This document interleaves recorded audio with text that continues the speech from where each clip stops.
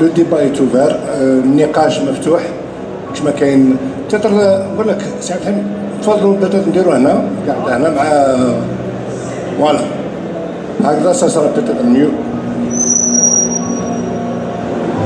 هنا طلعوك ريح هنا قطع اذا باش تخلي فوالا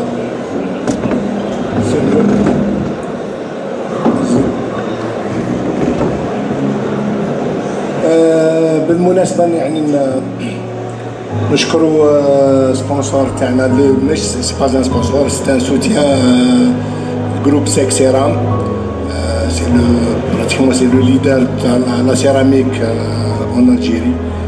عندهم ان برودوي ما شاء الله اللي يحتاج لا دوكيومونطاسيون تكنيك ولا عندك كاين لي كود كيو ار لهنا بور تيليشارجي لا دوكيومونطاسيون تاعو لي فيش تكنيك. فوالا قبل ما نعقبوا نروحوا لا بوز s'il y a des questions. Voilà. Monsieur Abdelhamid Salaoui, pour le bassin là, qui de la ville هذيك, les passages là pour passer au-dessus du bassin, les éléments donc, étaient en béton ou bien c'était en béton ou bien en maçonnerie? C'est ce qu'on appelle des poteaux champignons. Un poteau champignon et on voit que la plateforme, on voit pas le poteau en béton. Et au sein du poteau, on insère les spots étanches parce que le soir, lorsque tu allumes, encore une fois, l'effet du flottement est encore plus fort toute la journée.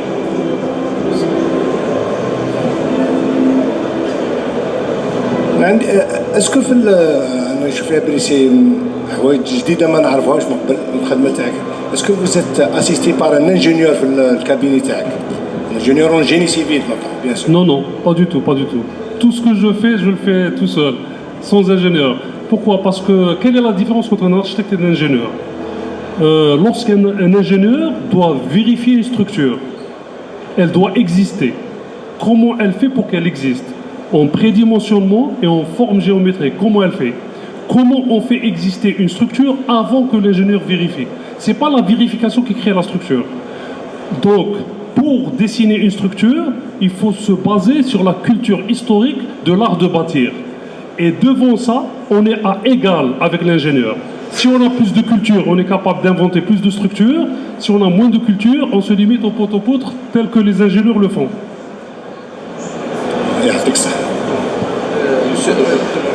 C'est clair. Vous êtes mon maître, alors je me tais. Est-ce que on peut, pour un architecte, on peut calculer empiriquement une structure? Oui, bien sûr. C'est-à-dire qu'à chaque fois que moi je veux utiliser, par exemple, une structure en bois, tu cherches il faut connaître le bois aussi, il faut avoir la culture. Par exemple, nous on a ce qu'on appelle bois rouge, c'est soit le pin sylvestre, soit le pin d'Oregon. C'est ce qu'on achète en Algérie, c'est ce qu'on importe. Le sapin blanc, le pin blanc, c'est le bois blanc. Alors tu vas maintenant l'internet, c'est plus facile. Avant, moi je cherchais dans des livres, j'appelais, il faut qu'ils m'envoient d'étrangers, ou là je me déplace et tout ça. Maintenant avec internet, tu trouves tout ça. Tu vas voir l'essence du bois et tu vas voir ses capacités en flexion, en compression et les capacités porteuses, jusqu'à quelle portée il peut faire. Une fois que tu as ces informations-là, il suffit d'exécuter ces connaissances-là d'une manière empirique, comme les gens ont construit les cathédrales, comme les gens ont construit Saint-Sophie. À l'époque, il n'y avait pas d'ingénieurs. Il y avait des maîtres d'œuvre qui étaient essentiellement soit des charpentiers, soit des tailleurs de pierre. C'était les seuls qui étaient capables de faire ça. Pourquoi? Parce qu'ils maîtrisaient la géométrie et la stéréotomie, c'est-à-dire la géométrie descriptive appliquée à la taille et à l'épure. Et c'est ces gens-là qui faisaient la maîtrise d'œuvre. L'architecte moderne n'existait pas. L'architecte moderne est une nouvelle émergence avec la division du travail, avec l'appauvrissement du travail, il faut le dire. Et après, on a pris l'architecte, on l'a sous-dimensionné, il y a l'architecte d'intérieur, il y a le paysager, on se retrouve en fin de compte des gros spécialistes de quelque chose, de rien du tout. C'est-à-dire parce que le tout nous échappe. Donc pour retrouver la vision du tout, il faut revenir à l'esprit ancien du Moyen-Âge pour devenir un maître d'œuvre qui maîtrise son projet. C'est comme si tu demandes à un cuisinier qui ne sait pas faire la différence entre un navet et une carotte. Donc en architecture, on a ce problème-là. Les gens qui utilisent toujours les mêmes ingrédients, toujours les mêmes recettes en espérant offrir des goûts différents. Or, si on veut créer d'autres émotions, il faut changer d'ingrédients, il faut changer de recettes et expérimenter et ne pas avoir peur de l'échec parce que notre meilleur maître, c'est l'échec. Et pour... est-ce qu'il y a des questions là? Parce qu'il y a des questions. زعما طلعت لهنا المنصه يولي المونوبول. كاين استاذ قاسم راعي تفضل. Salam alaikum. Je me présente d'abord, Qasim Ra'i, architecte installé à Ghardaya. Je devrais prendre la route actuellement direct à Ghardaya, mais il ne faut pas rater. على بالي باللي l'HCA ما يديروش حاجه n'importe quoi. Donc heureusement que راني لهنا. تعلمنا بزاف صوالح سواء من الدكتور سي احمد ولا سي عبد الحميد. كنا نهضروا مع سي عبد الكريم دركا قلت له زاتي ديكوفرت سي عبد الحميد سي منصور نعرفه مي سي عبد الحميد فريمون vous m'avez donné de l'espoir. Parce que malheureusement en Algérie, en tant que jeune architecte, بدينا شويه نبرديو l'espoir malheureusement. Mais quand on voit des choses comme ça, vraiment, surtout les techniques اللي هضرت عليهم وحنا عندنا des expériences pareilles شويه في غردايه autrement mais dans le même sens disons. يعطيك صحة vraiment c'est quelque chose d'extraordinaire. Mais certainement احنا رانا بدينا رانا شفنا mais il fallait faire d'autres rencontres pour ندخلوا شويه في les détails. Pourquoi pas c'est des visites sur terrain parce que l'architecture généralement se vit ما تنشافش هكذا باللي photos. Généralement il faut vivre dedans et comprendre à peu près l'histoire. Et peut-être j'ajoute un truc, vous êtes un peu chanceux d'avoir des clients qui acceptent de faire de tels projets parce que généralement c'est un peu difficile c'est-à-dire de convaincre les clients. Ou là, je dirais comment vous avez arrivé à convaincre vos clients, c'est-à-dire à faire une telle sorte de projet. Merci beaucoup. يعطيكم صحة على l'HCA encore une fois. Merci. La recette تاع la magie. Elle est très simple, elle est très simple. En fin de compte, je ne suis pas un magicien, c'est-à-dire que comment convaincre à chaque fois, je crois profondément au dialogue avec le vrai maître d'ouvrage. Lorsqu'il veut construire, c'est lui qui connaît ses besoins. Donc je lui demande à exprimer ses besoins, quantitativement parlant et qualitativement parlant. Quantitativement, parfois il arrive à répondre, et encore, hein, c'est pas évident, parce que tu lui dis, tu veux une cuisine de 10 mètres carrés ou bien de 100 mètres carrés, il ne peut pas voir la différence, il a du mal à différer. Et des fois je lui dis, si tu es rentré dans une chambre et tu trouves ça magnifique, prends des mesures et dis-moi je veux une chambre de telle dimension. Généralement, ils sont paresseux et ils peuvent pas répondre. Alors ils finissent par me dire le mot magique, débrouille-toi. Et lorsqu'il me dit ça, ça veut dire qu'il a baissé la garde, il faut marquer le but. Et là, c'est ça la recette, il n'y a pas autre chose. Hein.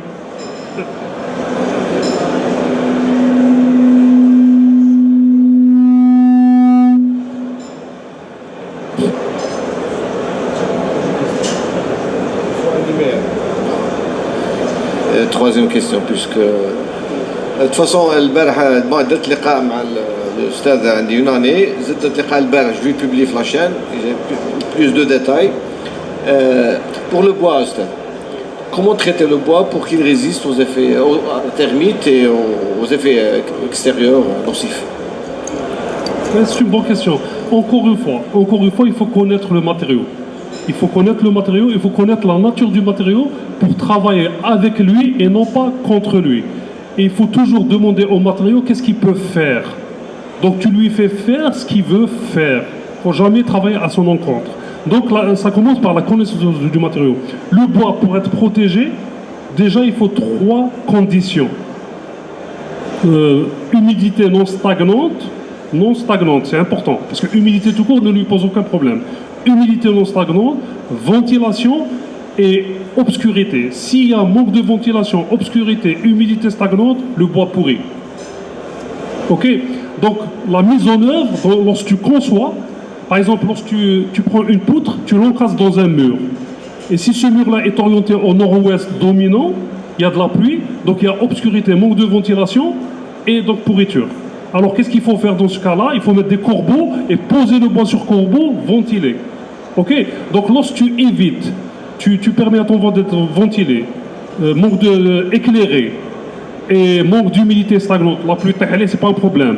Déjà ton bois est protégé. Déjà il est protégé, il peut survivre. تبقى Et le bois a tendance à changer de couleur par les ultraviolets du soleil. Il devient gris. Si tu veux accepter que cette grisaille fait partie de ton architecture, imagine que tu as une pierre qui a des teintes et qui épouse cette grisaille, c'est pas grave. Tu le laisses grisonner. Maintenant, si tu veux pas qu'il grisonne, il y a des méthodes. L'huile de lin lui permet de se maintenir un petit chouïa. Il y a des lasures anti-UV. À ce moment-là, tu peux mettre des lasures anti-UV et le reste, c'est bien. Il faut faire confiance à la vie. سي احمد عنده بابا خد عنده قناه يوتيوب يعني دائما يحاور لنا دي ستار واليوم المهم نقص عليا شويه. Ustad, vous m'avez parlé une fois d'une technique japonaise, on brûle le bois. C'est l'esprit là. J'ai oublié. Et puis, il y a une technique japonaise extraordinaire, il brûle le bois. Il y a une méthode de brûler le bois. Lorsque la surface, il y a la formation du carbone, alors là, le bois traversera des siècles. C'est une méthode extraordinaire. Mais il faut accepter sa texture noirâtre. Il faut accepter noirâtre. On peut le brosser avec une fois brûlé, on le brosse et on peut lui donner une autre teinte. Mais moi, j'aime pas la triche. Une fois, il est comme ça, il est comme ça. Il faut un âne est un âne, un cheval est un cheval. Il faut accepter et chacun a sa dignité. Des questions? Technique japonaise.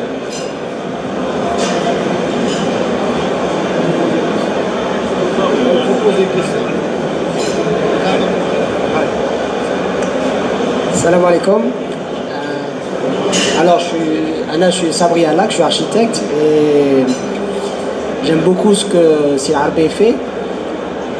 Et j'aurais une petite question, c'est par rapport au coût de réalisation de ces constructions. Donc, dès qu'on voit qu'il y a du bois, donc on a tendance à croire que c'est des constructions qui sont chères, mais j'ai pas l'impression que, du moins ce qu'on avait discuté une fois, c'est des constructions qui sont quand même économiques.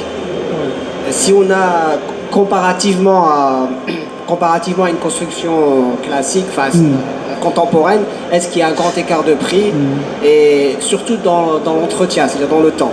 C'est-à-dire, est-ce que c'est des constructions qui demandent beaucoup d'entretien? Est-ce que c'est pas un gouffre financier pour les propriétaires? Merci. Alors, ça dépend de quelle notion du coût on parle. Soit le coût de revient dans l'immédiateté, ou bien le coût de la construction, de la vie du bâtiment et de son recyclage. Si c'est à ce niveau-là, c'est pas parce qu'on mais c'est des bâtiments qui durent très longtemps. La pierre, elle peut vieillir extraordinairement. Le bois, si tu respectes certaines conditions, il peut traverser aussi des siècles sans problème. Il ne faut pas oublier que Venise, ses fondations sont en bois. Ses pieux sont en bois. Vous pouvez vérifier sur Internet. Ces pieux sont en bois. Pourquoi ils ne pourrissent pas dans l'eau? Parce que les prédateurs n'ont pas de scaphandre. Donc ils ne peuvent pas plonger. Ok? Parce que la prédation, les termites et tout ça, ils ont besoin d'oxygène et d'air. Donc, et puis aussi, dans les coûts, il n'y a que la bêtise qui coûte cher. C'est-à-dire un bâtiment mal conçu, il coûtera cher non seulement moulaha sur sa santé, et pour des générations futures, et il pollue l'environnement. À chaque fois que tu passes, parce qu'il est là pour nous emmerder toute la vie, tu vois. Vous m'excusez du terme. Mais bon, donc quelque chose de bien réfléchi, et si tu utilises des matériaux périns et qui ont de la tradition, par exemple qui mettent les voûtes et les coupons, ils ont 3000 ans d'existence. Donc on ne peut pas remettre en cause 3000 ans d'existence. Il y a eu des gens à CTC, ils disent c'est pas antisismique. Oui, mais Saint-Sophie, elle est là en Turquie, il y a de la schiste, elle est là, elle a 35 mètres de portée. Pierre de taille, son coffrage, elle est là en train de nous regarder. Donc arrêtez de raconter n'importe quoi. C'est toi qui n'arrive pas à comprendre ce qui se passe. Donc ça c'est point de vue faisabilité. Maintenant le coût, donc les maisons de pierre, on a payé à l'époque 12 000, d'ailleurs une maison a coûté le prix d'une Clio. On a payé 12 000 dinars le semi-remorque de 20 tonnes. Imagine 10 tonnes, de 10 semis, avec 12 millions. Avec l'impact n'est pas. Et puis la pierre, elle est très présente là-bas. La brique, la même chose. On a utilisé de la brique, c'est rien du tout. Qu'est-ce qui coûte chez nous? C'est l'acier. L'acier coûte cher. Tu vois, il passe son temps à monter. Bon, le ciment, maintenant, on arrive à réguler plus ou moins. Au sol, 1000 dinars, maintenant, on est à 400, 450. On peut trouver un sac de ciment. Mais quand même, l'acier reste pesant. Et puis il y a le coût, les énergies. Hein. Une maison bien conçue, elle respire bien. Une dernière chose, si vous avez eu l'occasion je suppose, hein, de revisiter vos réalisations, comment elles vieillissent? Ah oui, à chaque fois je le fais, je reviens voir le gars qui a peint en rouge, par exemple l'acceptation jusqu'au bout, la remise en cause du projet. Bon, il y a la vie, tu peux pas lutter contre la vie, on n'a jamais raison, on a toujours tort, la vie a toujours raison. La vie a toujours raison. C'est-à-dire tu as beau faire, tu mets tes tripes, tu mets ton amour dans la chose, mais on peut te contrecarrer, hein. Comme une femme peut te laisser tomber, hein. Donc même si tu l'aimes, hein, donc c'est pas grave. Parce qu'il y a un dicton qui dit que les architectes ne reviennent jamais sur le lieu du crime. Ah oui, oui, Sur oui. leur lieu de crime. Non, moi je Vous reviens. retournez dans vos lits. Moi je reviens parce que j'ai la conscience tranquille. Ah, tranquille, c'est bien. يعطيك الصحة. يعني أنا والله جينيرالمون رأيي تاعي أغلبية المهندسين المعماريين استغفر يعني يروحوا للنار.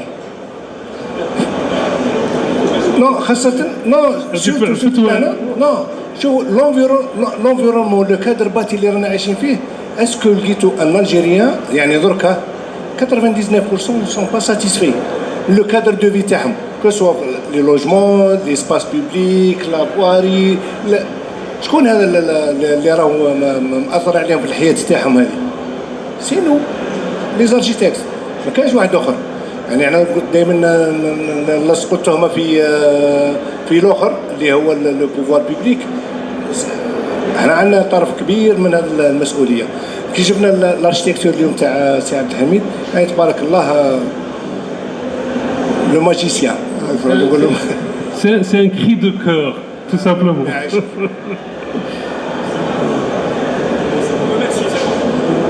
Monsieur Al-Hamid, je tiens à vous remercier pour cette conférence et pour votre expérience, pour votre parcours. Et surtout que nous sommes maintenant réduits à un âge de l'humanité de réinventer le bon sens. Et là, vous avez réinventé le bon sens.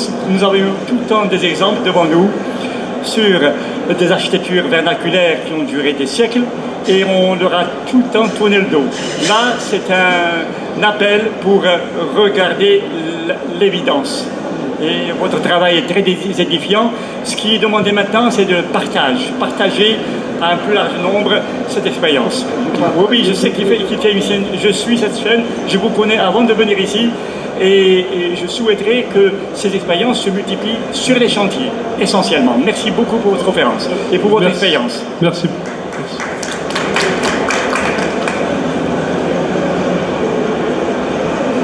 أسئلة اقتراح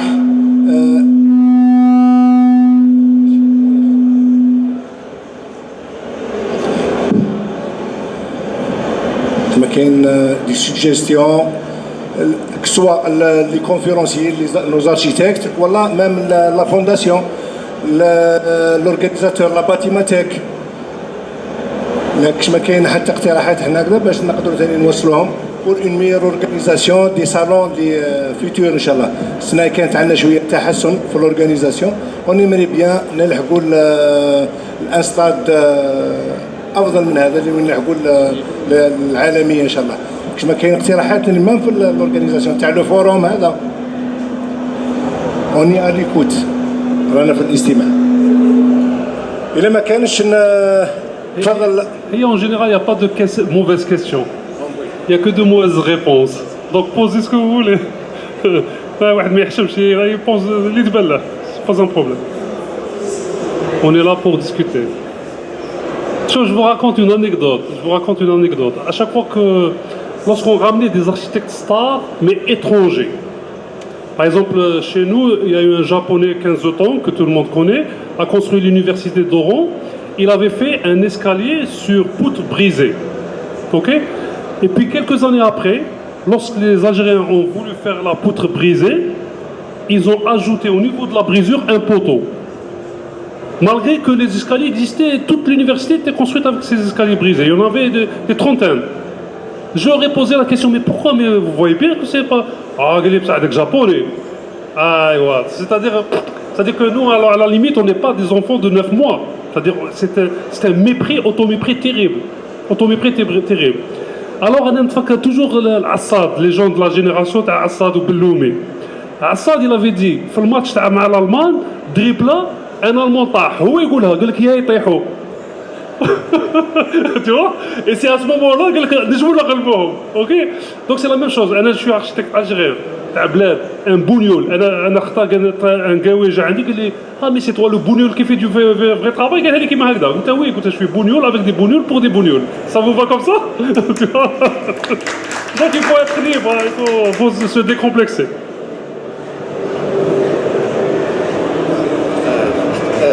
Dernière question, je il y a des étudiants, je suis enseignant, les gens sont éblouis par... C'est bon? Je vais pas, voilà, c'est clair, je pense. Une question pour les étudiants, là, on a tous appris, les gens sont éblouis par l'architecture de certains architectes célèbres. Comment célèbres? Bon, il y a plusieurs raisons derrière. Que pensez-vous de l'architecture de Zaha Hadid, par exemple? Une telle architecture pareille. Alors, j'ai eu la chance de visiter le chantier de Rabat de Zaha Hadid. Alors, lorsqu'on voit la structure de l'opéra de Rabat, c'est une structure orthogonale, et une fois on a installé la volumétrie, c'est un reptile, c'est un lézard. Ok? Il y avait un Français qui s'occupait de la réalisation. Il m'a dit textuellement, il m'a dit que elle s'est payée une belle mort et elle nous a laissé dans la merde. C'est-à-dire son projet est tiré par les cheveux. C'est-à-dire qu'elle, en tant que star, elle fait un coup de crayon, il y a une armée d'ingénieurs, une armée d'entreprises qui vont... L'objectif c'est quoi? C'est la finance. C'est nourrir le système financier. Donc ces projets de stars, ils sont là pour nourrir le système financier et pour complexer les bougnoles entre guillemets, pour qu'on ne dise plus Allah Akbar, on dit argent Akbar.